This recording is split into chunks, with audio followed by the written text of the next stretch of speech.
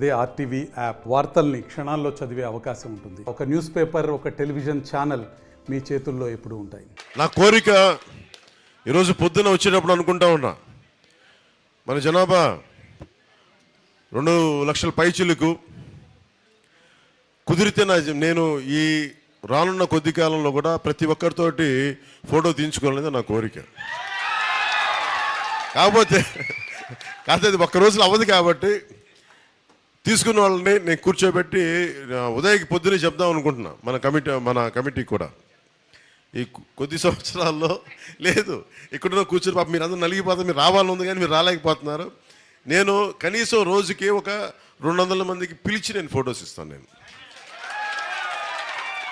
కాకపోతే అంటే ఎందుకు మనకేంటి కొన్ని ప్రోటోకాల్స్ పాటించకపోతే ఏమైపోద్ది అంటే, చాలామంది కొంతమంది ఈ కిరాయి మూకలు ఏం చేస్తారంటే, ఎక్కువ మంది వచ్చినప్పుడు సన్న బ్లేడ్లు తీసుకొచ్చి కట్ చేస్తూ ఉన్నారు సెక్యూరిటీ వాళ్ళని కూడా, నన్ను కూడా.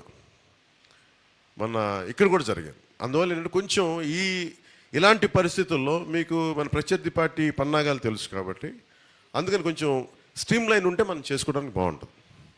సో నేను పిఠాపురంలో ఇప్పుడే కాదు, రేపు పొద్దున మీరు భారీ మెజారిటీ ఎమ్మెల్యేగా గెలిపించాను. నేను ఒకటి అనుకున్నా, రోజువారీ కార్యక్రమంలో ప్రతి మండలం ప్రతి గ్రామంలో కూడా మన ఎవరైతే ఉన్నారో అందరికీ నాకు ఫోటోలు ఇవ్వడానికి నేను సంసిద్ధంగా ఉన్నాను. ఎందుకంటే ఇది ఏదో సడన్గా వచ్చి వెళ్ళిపోవడానికి కాదు, నేను మనస్ఫూర్తిగా చెప్తున్నాను. శ్రీపాద శ్రీవల్లభుడి సాక్షిగా,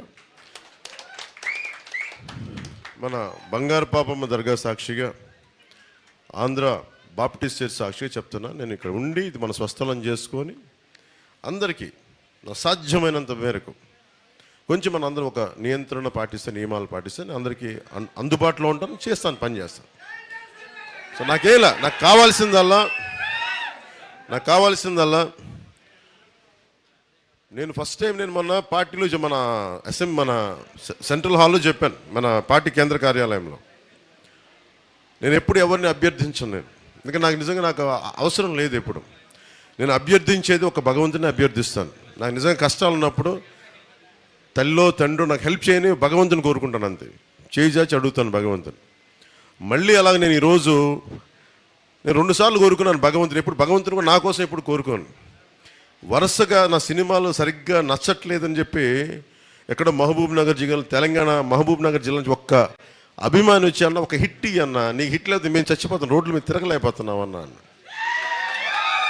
అప్పుడు ఒక్కసారి కోరుకున్నా భగవంతుని, నా కోసం కాదు కానీ తండ్రి నా అభిమానుల కోసం ఒక హిట్ ఇవ్వని, చచ్చిపోతాను, వీళ్ళ ప్రేమను భరించలేకపోతున్నాను అనుకున్నాను. అలాగే భీమవరంలో ఓడిపోయిన తర్వాత మన వాళ్ళందరూ నలిగిపోతుందని అడిగాను, తండ్రి ఒక్కసారి ఆ గెలిపించే విజయం అంటే ఒకసారి చూపించావు, మా వాళ్ళు చంపేస్తాను నన్ను అనుకుంటే, ఆ అడిగినందుకు కోరికగా పిఠాపురం అని పిలిచాను. పిఠాపురం అందుకని చెప్తాను, నేను రుణగ్రస్తుడిని. పిఠాపురానికి నేను రుణగ్రస్తుడిని. సో అందుకని నేను ఇక్కడ చెప్తున్నా, ఏదో ఒక గ్రామంలో ఇల్లు తీసుకుంటాను.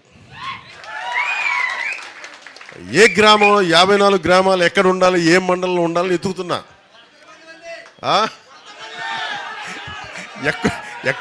భగవంతుడు శ్రీపాద శ్రీవల్లభుడు తల్లి ఎక్కడ అనుమతిస్తే, ఎక్కడ దొరికితే అక్కడికి వచ్చి, కానీ అది మన పిఠాపురంలోనే ఉంటుంది. నేను మీకు అండగా ఉంటానని తెలియజేసుకుంటూ, ఎందుకంటే నేను మిగతా చోట్ల కూడా తిరగాలి, మిగతా కార్యక్రమాలు చేయాలి కాబట్టి మనస్ఫూర్తిగా మీ అందరికీ ఇంకొక మారు అందరిని ప్రత్యేకించి కలుసుకుంటానని నేను మీకు మాటిస్తాను. నేను మన టీ టైం ఉదయ్, నాకు తంగెళ్ళ ఉదయ్ శ్రీనివాస్ కంటే కూడా టీ టైం ఉదయ్ ఒక 25,000 మందికి 2017లో ప్రారంభించి 4,000 సంస్థలు, 4,000 ఫ్రాంచైజీలు స్థాపించి, ఒక స్టార్ బక్స్ లాగా, ఒక బరిస్టా లాగా, కాఫీ డే లాగా 10 లక్షల ఖర్చుతోటి 4,000 మంది ఎంటర్ప్రెన్యూర్స్ని తయారు చేసి, అందరూ మనకి డిగ్రీ చేసి, మనకి ఇంజనీరింగ్ చేసి, రకరకాల సుఖాల్లోకి వెళ్లకుండా కూర్చొని 2 సంవత్సరాలు 10 లక్షల ఒక మధ్యతరగతి కుటుంబం నుంచి వచ్చి 10 లక్షల రూపాయలు పెట్టుబడి పెట్టుకొని ఒక టీ పొడి తయారు చేసుకొని, అది ఒక చిన్నపాటి షాప్ ఓపెన్ చేసి 2017లో స్టార్ట్ చేసినది 2000 ఇది వచ్చి ఇప్పుడు ఈ సంవత్సరానికి 2024కి 4000 అవుట్లెట్స్ పెట్టాడు.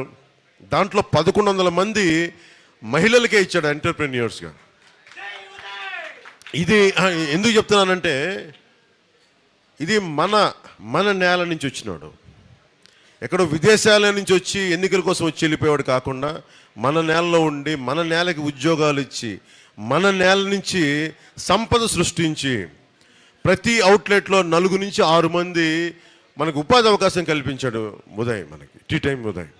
ఆ ఉదయ్ని ఈ రోజున మనందరం కూడా నాతో పాటు ఉదయ్ని, టీ టైం ఉదయ్ గారిని, తంగెళ్ళ ఉదయ్ శ్రీనివాస్ గారిని మన కాకినాడ పార్లమెంట్ అభ్యర్థిగా గాజు గ్లాసు గుర్తు మీద, తెలుసు కదా గాజు గ్లాసు, పగిలే కొద్ది పదులే కొద్ది గాజు గ్లాసు, దానికి తోడు మన కూటమి, ఒకవైపు మధ్యలో నరేంద్ర మోడీ గారు, ఒకవైపు చంద్రబాబు నాయుడు గారు, ఇంకోవైపు జనసేన, మీ అందరూ ఇష్టపడే నేను, మన పొత్తు గెలుస్తుంది, మన పొత్తు ప్రభుత్వంలోకి రాబోతుంది. ఇందాక చాలామంది ఎంపీటీసీలు వస్తే ఒకటే మాట మాట్లాడారు, మేము ఈ ప్రభుత్వంలో పనిచేసాం, ఈ పార్టీకి పనిచేసాం, మాకు గుర్తింపు లేదు అంటే, మీరు కష్టపడితే గుర్తింపు ఇచ్చే వ్యక్తిని నేను. దానికి కారకుడు ఒకటే చూడండి, ఉదయ్కి నేను ఒకటే చెప్పా.